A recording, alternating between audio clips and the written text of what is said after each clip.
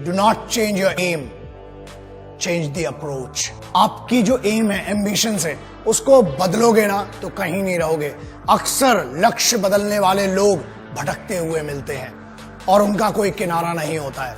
तो इसलिए हमेशा ये चीज, आप जो भी शुरू करें एक लक्ष्य बनाएं, एक एम्बिशन। मैंने सीखा, मेरे गुरुजी ने कहता था, मेरे बाबूजी कहते थे, और मेरे बाबूजी अभी भी कहते हैं, और मैंने अपने गुरुओं से सीखा कि बाप, लक्ष्य एक ही होना चाहिए, जिद एक ही होना चाहिए।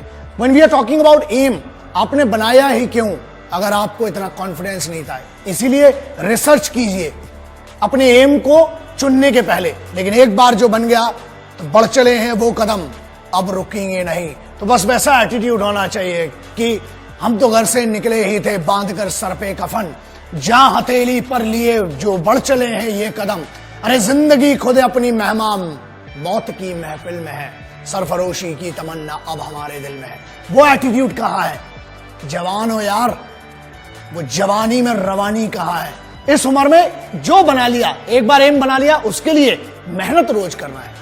रोजाना आपको मेहनत करना जरूरी है और उसके लिए तैयारी तगड़ी होना चाहिए। और तैयारी के लिए पता तो हो किस चीज की तैयारी करना है। एक दिन बॉलर बनना है, दूसरे दिन बैट्समैन, तीसरे दिन साइंटिस्ट, चौथे दिन डॉक्टर। लल्ला कुछ नहीं बनोगे, कंफ्यूज बनोगे, जूते पड़ेंगे घर में भी और बाहर भी।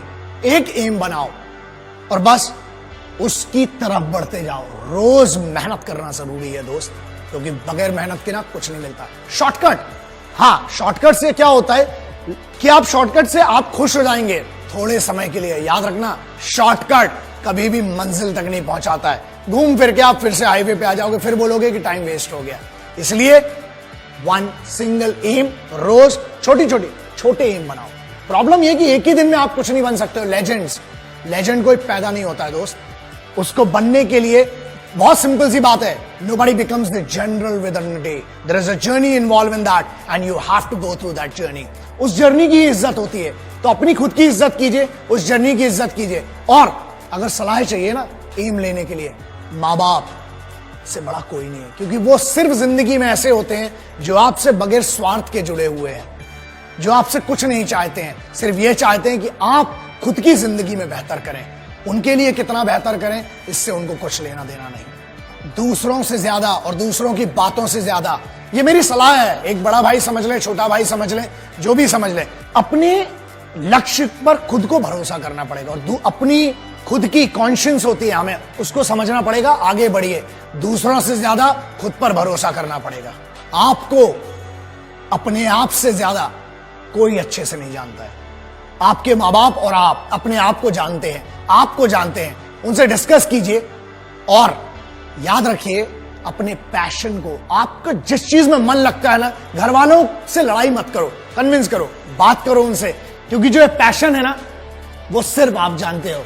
और अगर आप अपने घर वालों को कन्विंस नहीं कर पा रहे हो, आपके कन्विक्शन में कमी है, आप दुनिया को क्या कन्विंस करोगे फिर? इसलिए सब अगर अग्री होंगे, आप सेम पेज पर होंगे, आपको मदद चाहिए, इमोशनल सपोर्ट चाहिए अपने घर वालों का, और वो मिलेगा। बस अपने पैशन को अपनी जिंदगी में बदलो। मुझे पता है इस चीज को, क्योंकि मैंने जितने लेजेंड से मिला हूं, सब में दो चीजें कॉमन थी। पहला, उन्हें हमेशा से वही बनना था, आज वो जहां पर हैं, उनने अपने रूट्स नहीं बदले।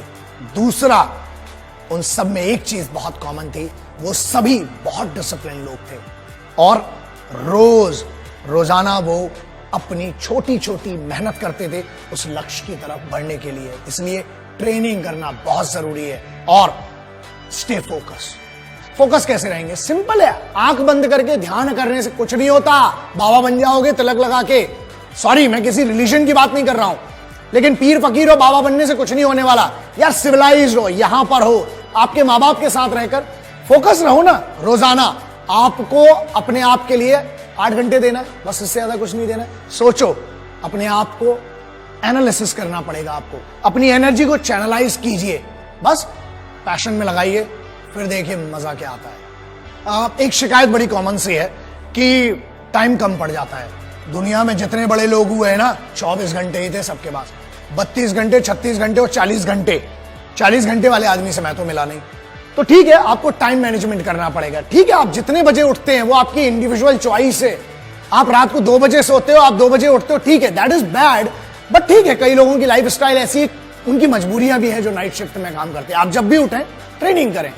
दूसरा, एक बहुत सिंपल सी चीज है, जब ट्रैफिक होता है ना तो हॉर्न बजाने से कुछ नहीं होने वाला, और ना आप उड़ के जा सकते हो। स्पाइडर में ना असल में नहीं होते दोस्त, और अगर उड़ के जाओगे तो चालान भी लगेगा, पिटाई भी पड़ेगी। तो ट्रैफिक को दोष मत दो, कोशिश ये करो कि पहले निकलो। वक्त से पहले जब आप निकलेंगे तो आप जगह पर पहुंच जाएंगे। टाइम मैनेजमेंट, हर चीज का टाइम डिसाइड करना पड़ेगा आपको। बस टाइम डिसाइड कीजिए, आगे बढ़िए और कंप्लेंट्स कम कीजिए। सिपाहियों को अपने लक्ष्य का पता होता है। Being a simple son of this motherland, I have the responsibility to speak about our soldiers, जो सबसे ज्यादा मेहनत करते हैं। बहुत सिंपल है ना, एक टास्क दिया जाता है, चाहे वो बंकर बनाना हो, चाहे वो राशन लाना हो, चाहे घर बनाना हो, चाहे अपनी एक रेजिमेंट को मूव करना हो, चाहे जंग लड़ना हो। याद रखिए, वो कभी शिकायत नहीं करते हैं, बस वो काम करते हैं, मेहनत करते हैं, क्योंकि उनका लक्ष्य क्लियर है कि हमें ये करना है। छोटे छोटे लक्ष्य बनाइए और उन छोटे छोटे लक्ष्यों के लिए रोजाना छोटी छोटी मेहनत कीजिए। एम को सीधा रखिए और बेइज्जती होना बहुत जरूरी है। मैं हमेशा कहता हूं, जब बेइज्जती होती है ना तो अंदर एक आग जग जाती है, और उस आग की दम पे ही आप करते हो। तेज भागने के लिए आग की जरूरत है। रॉकेट को देख लेना, कभी नीचे आग लगी होती है, इसीलिए इतना तेज भागता है। सो बेइज्जती, बस एक बात याद रखना, कभी ना कभी, कहीं ना कहीं आपको काम करना पड़ेगा अपने लिए, क्योंकि आपके माँ बाप की या आपके रिलेटिव्स ने कभी ना कभी, कहीं ना कहीं कुछ ऐसा कहा होगा जो बेइज्जत किया होगा। उस बेइज्जती को याद करना, वो पावर देती है। हमें एक फियर होना चाहिए, वो डर होना चाहिए हमें कि यार अगर मैं कुछ नहीं कर पाया तो मेरी फैमिली के लिए मैं रिस्पॉन्सिबल हूं। अपने परिवार के लिए उस बेइज्जती को सहन करो, और उन सभी लोगों को जिनने आप पर शक किया है, आपकी ईमानदारी पर शक किया है, आपके पेरेंट्स की परवरिश पर शक किया है, उनको साबित करो कि वो गलत थे और आपकी परवरिश बहुत अच्छी थी। उतार चढ़ाव जिंदगी में आना जरूरी है। हमारे यहां कहीं पढ़ा था कि हार्ट बीट जो है ना वो भी ऐसी चलती है, तो डरो मत उससे, धीरे धीरे हमें चलना है। मैंने एक ट्रक के पीछे बहुत सालों पहले पढ़ा था कि धीरे धीरे चलेंगे तो बार बार मिलेंगे, और अगर बहुत तेज चलेंगे तो हरिद्वार मिलेंगे। तो याद रखना, हमें धीरे धीरे चलना है, और पहले मंडे आता है, फिर ट्यूसडे आता है, फिर दिन चलते हैं। डायरेक्ट संडे नहीं आता। हल्की हवा चलती है, उससे नींद आ जाती है पंखे की हवा में, ठीक है, लेकिन बहुत तेज हवा चलती है ना तो तूफान में घर भी उड़ा ले जाती है। इसलिए छोटी छोटी मेहनत करेंगे, छोटे छोटे एम बनाएंगे। जब कंफ्यूजन हो, पेरेंट्स के पास जाओ। अरे हर दुनिया के हर शास्त्र में लिखा है, इवन कुरान शरीफ में, मेरे एक यार ने बताया था मुझे कि एक फर्जंद की औकात अपनी वालिदा के सामने, वालिदा के सामने एक घायल परिंदे की होती है। पैरों में जन्नत बताई गई है। हर धर्म कहता है कि अपने माँ बाप के पास जाके सरेंडर कर दो, कोई भी प्रॉब्लम हो। मैं अगर आज आपके सामने खड़ा हूं ना तो ये मेरे बाबूजी हैं, ये मेरी माँ है, सिर्फ उनके कारण ही खड़ा हूं, और उनकी वो परवरिश है, उनकी वो छोटी छोटी चीजें हैं, वो याद रखता हूं, कोशिश करता हूं कि मेरे उस एक्सपीरियंस से शायद आपका भला हो पाए। और मेरे पिताजी की एक बड़ी अच्छी चीज है जो सीखी थी कि बुरे वक्त में सिर्फ दो ही चीजें काम आती है। पहला, अपने ही बाजुओं की ताकत, और दूसरा अपनी ही अकल। इसलिए मतलब क्या है इसका? इसका मतलब यह है कि आपको अपना फिजिकल, अपना बॉडी भी ट्रेन करना है, अपना माइंड भी ट्रेन करना है, और ये वो चीजें हैं जो कंप्यूटर पर बैठकर नहीं हो सकती है दोस्त। धूप में जाना पड़ेगा। पूरी जनरेशन को 93% अर्बन कल्चर में विटामिन डी डेफिशिएंसी है। क्यों? क्योंकि धूप नहीं मिलती है। नेचर दुनिया का सबसे बड़ा गुरु है, तो जाइए जरा, उसका भी मजा लीजिए। और जब आप ट्रेंड होंगे ना लक्ष्य के लिए, एक बात बताइए, आप बहुत सक्सेसफुल बन गए, उसके बाद क्या करेंगे अगर उस सक्सेस को एंजॉय नहीं कर पाए तो? इसलिए सक्सेसफुल बनना, सक्सेस के मायने सबके लिए अलग हैं दोस्तों। मेरे लिए यह है कि एक गरीब बच्चे की मैं मदद कर पाऊं, कुछ लोगों की अपने ज्ञान से, या जो भी मुझे छोटा सा लिटिल माइक्रो नॉलेज जिसको मैं कहता हूं, उससे कभी किसी की मदद कर पाऊं। यह है मेरा लक्ष्य। बहुत सिंपल है कि मुझे दो चीजें करना है, और जो मेरी जिद है और मैं करके रहूंगा। पहला, भारत में हर महिला को आत्मरक्षा, सर्वाइवल टैक्टिक्स आना जरूरी है और कंपलसरी होना चाहिए। Karate, judo, taekwondo, martial arts की बात नहीं कर रहा हूं, मैं बात कर रहा हूं survival tactics, how to use available accessories, और उसका उपयोग करके बचना कैसा। हर महिला को आना चाहिए, हर बच्ची को इंडिया में आना चाहिए। दूसरा, 1.5 साल की मिलिट्री ट्रेनिंग कंपलसरी। जो मैं लक्ष्य की बात कर रहा हूं ना, अगर वो ट्रेनिंग करी होती आपने तो शायद आज डिस्कशन ही नहीं कर रहे होते। Every Indian, every individual should be train for minimum 1.5 year. वो कल्चर है इंडियन मिलिट्री ट्रेनिंग का। मजा आएगा, फिर मुझे आपसे बात करने की भी जरूरत भी नहीं रहेगी।